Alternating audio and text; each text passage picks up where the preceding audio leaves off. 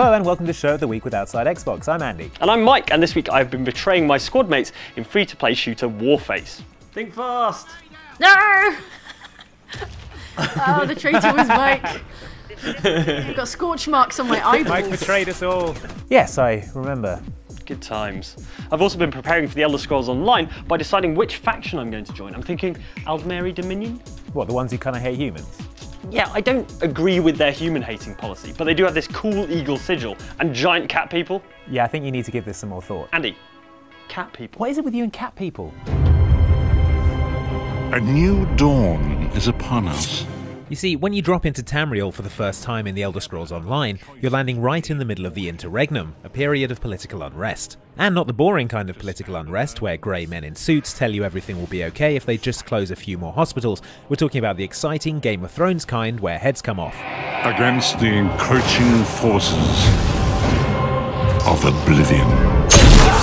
There are three factions at war. There's the Aldmeri Dominion, a group of hoity-toity elves and Khajiit who claim their goal isn't domination but then put the word Dominion in their name. The Daggerfall Covenant, a bunch of Redguard and Bretons with some orcs to taste who are okay, I guess. And then there's the mighty Ebonheart Pact, a glorious union between the previously downtrodden races of the Dark Elves, the Nords and the Argonians. Depending on where you put your tick on the ballot, you'll start in one of three areas familiar to long-time Elder Scrolls fans: the Somerset Isles, the city of Daggerfall, or if you make the correct choice, the province of Morrowind, which is lovely this time of year. Cyrodiil, which you'll remember from the game Oblivion, has been turned into an enormous player versus player battleground by virtue of its geographical location and the fact that it hosts the Imperial City, which everyone is bickering over. Basically, don't expect to go sightseeing in Shadinor without being immediately and violently murdered by a cackling member of an opposition faction.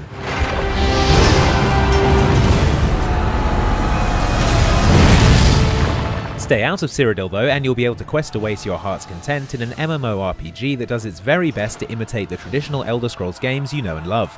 There's storylines, there's voice acting, but a word of warning, there's also likely to be at least 3 other people all queuing up to do exactly the same thing as you, which is distracting when you're trying to pretend to be some kind of hero.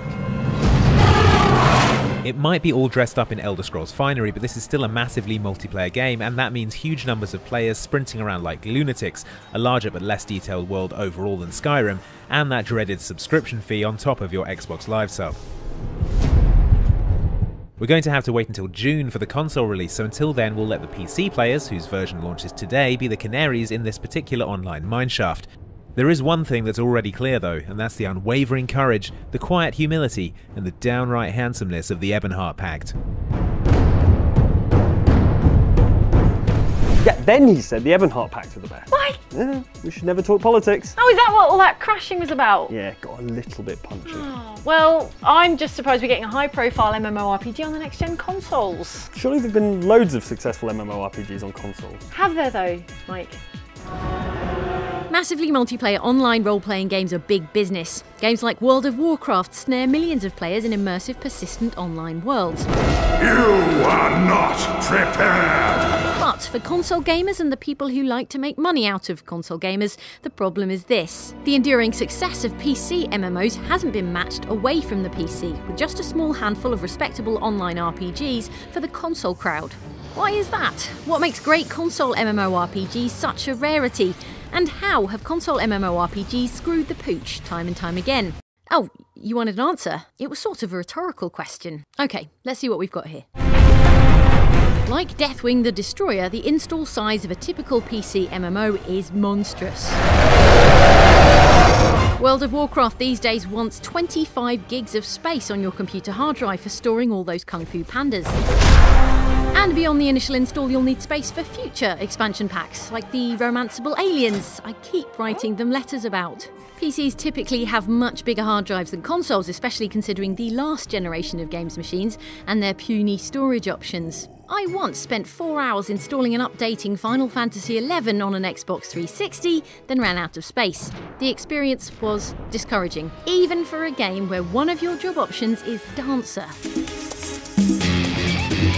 The problem with storage is reduced on next-gen consoles with their enlarged hard drives. However, on the Xbox One, MMOs will have to compete for hard drive space with the chunky mandatory installs of all the other next-gen games. Dead Rising 3 needs 20 gig, remember? In other practical concerns, consoles are historically short on RAM compared to PCs, which you can just jam more RAM into when the mood takes you. In generations past, this made tracking the large number of players in an MMO more difficult. Processing the network data of lots of players all doing their thing in an online game world is RAM intensive, more so than like a giant crowd of AI zombies. Which again made consoles less hospitable for MMORPGs. But this is a legacy problem more than a fundamental one. There's no reason you can't scale that stuff, so there's a maximum number of visible players. And more significantly, the boosted RAM of new generation consoles again helps close that gap between PCs and consoles. A bit. PC Master Race comments to yourself, please. With the long history of PC success for MMOs, it's hard for game makers to let go of the PC MMORPG template. But the conventions of the genre don't always translate well to a console-based experience. There's the keyboard and mouse dependency for starters, and the issue of interfaces better suited for PCs than home consoles and their controllers. Even World of Warcraft developer Blizzard knows that it takes more than a quick PC port to make a great console MMO. On the topic of console games, lead systems designer Greg Street says, "It would be a huge challenge to take something like World of Warcraft with its massive hard drive footprint and its reliance on mouse and keyboard. I think if we were going to make an MMO for consoles, then we might take it in a different direction." He doesn't say what that direction is, helpfully, so let's move on to point 4. The lack of MMORPGs on consoles makes the genre almost an alien concept to non-PC gamers. The upshot is a lack of appetite for the genre from console owners, which turns into a vicious cycle. MMOs are expensive to make and publishers prefer a safe bet. So these games don't get made and we get another military shooter. Once again though, there's hope on the next gen horizon. Publishers are testing the waters with games such as Destiny and The Division, which borrow the best bits of MMORPGs, like playing with other people, character progression and rad loot, and tailor them specifically for consoles. I don't see anything outside. Finally, monthly subscriptions are the big, expensive elephant in the room. Xbox owners already paying their Xbox Live Gold membership fee to play online won't be delighted to pay another regular fee to play a game they've already bought. Compare that to the success of Sony's Free Realms on PS3 or Sony's DC Universe Online, which is doing much better since having gone free to play. Even on PC, Lord of the Rings Online and Star Wars The Old Republic have both performed better since going free to play, and those let you play as actual hobbits and Jedis. What more do you want? Jedi hobbits? The Elder Scrolls Online, on the other hand, will charge a monthly subscription to play, in a payment model that looks positively old-fashioned in the light of the modern MMO market, and downright risky on the Xbox One. The Elder Scrolls Online at least avoids other console MMORPG pitfalls. It doesn't give you too many abilities to map to a controller, for one, and combat is more physical than the hotkey action of many a PC MMO. But we wouldn't be surprised if the Elder Scrolls Online starts reconsidering that monthly subscription plan soon enough. There are cat people though. Mike makes a good point. Now it's time to see what you said on our site, in the YouTube comments, and on the Bioshock Infinite subreddit. What if Booker is actually Rapture? Well, the whole city. Yeah? Put on the maybe pile. First up, your comments on last week's show, in which we tried to deduce where Assassin's Creed Unity will be set. Feudal Japan called it. The Double Helo has it all figured out, saying Elizabeth, Paris, Assassin's Creed, Paris, stealthy takedowns, Ken Levine needs work. Oh dear heavens, could it be true? You heard it here first. Actually, it's not Paris. It is a dystopian future city. On the moon. Or as Powder Play suggests, Assassin's Creed Unity is blatantly set in Arkham City. It's so sunny. What? Mark Lambourne argues, fools! AC Unity is quite clearly set in Bury St Edmunds during the 90s. I guess we'll never know.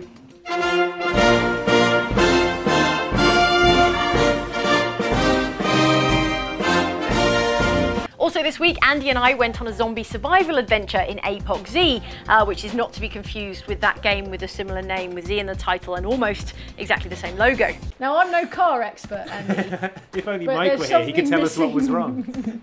Mike, what's wrong with this car? If only we'd had pungent commenter 02 Sex Panther with us. They say, I'm no mechanic, but I'm pretty sure that car's clutch was gone. Of course. Vehicles are on roads generally, aren't they? Yeah. Stick to the road, maybe? Oh, God. That's not a Sorry. car. That's the other thing. It's a building. It's like a big car without wheels. Without wheels.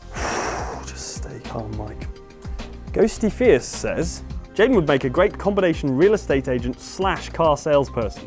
And over here we have the house car, much larger than any car, don't mind the lack of wheels. Thank you. Meanwhile, Larry Harper has some advice for us REV Games non-working servers. He says, well, the way to make @ online server is to repeatedly press A rapidly. If you want to join a server, you need to push A, then really fast scroll down once and repeatedly press A. Okay, scroll down fast. Faster. Now press A repeatedly. Slower. Once. Then again. Go, go, go, go, go, go, go. Never mind. Finally, your comments on our video on the most WTF achievements in games.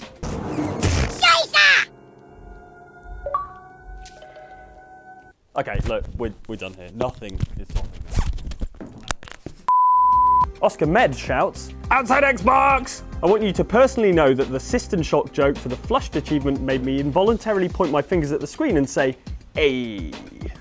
That's what we're here for.